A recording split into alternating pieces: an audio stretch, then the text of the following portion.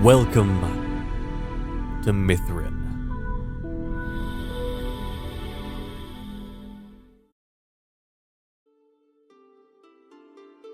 The Crafters, the deities that built a civilization.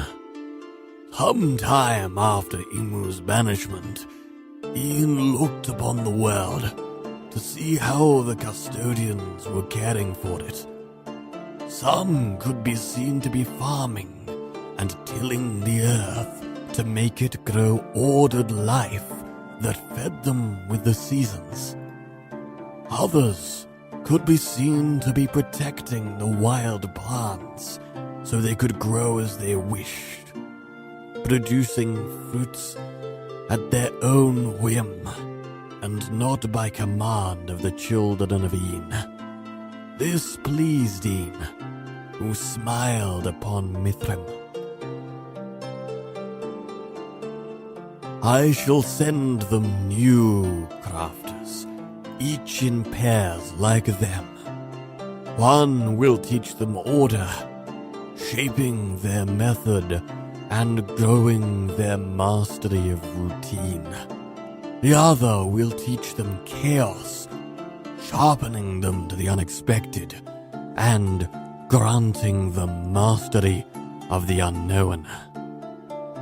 And so it was that the hands of Ian came to Mithrym again, this time in pairs, 2 to each of the major continents. To the north, which is now called Terrania, came Ibis and Castilla.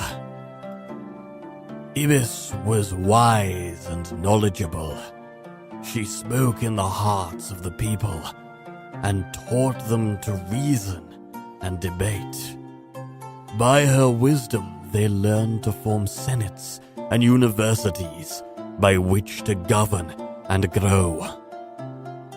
From her came too the beasts of Terrania that served the people there. Cows, pigs, chickens, horses, and deer.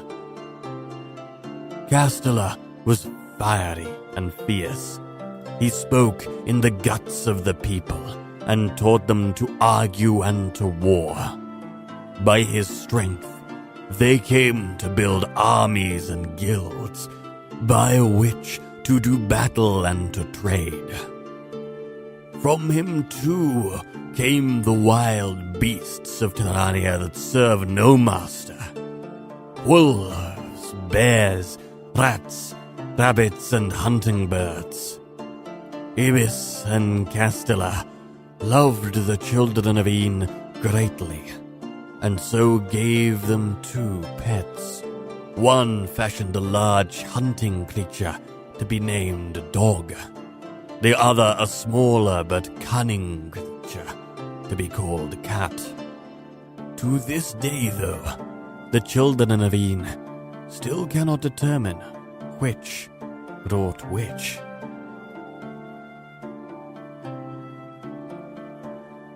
In the great central continent, now called Terrania, came Orha and Anka.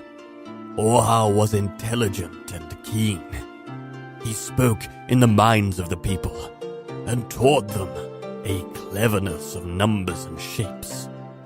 By his teachings, they learned to build great machines and construct giant structures. Great pyramids, monoliths, halls, and temples.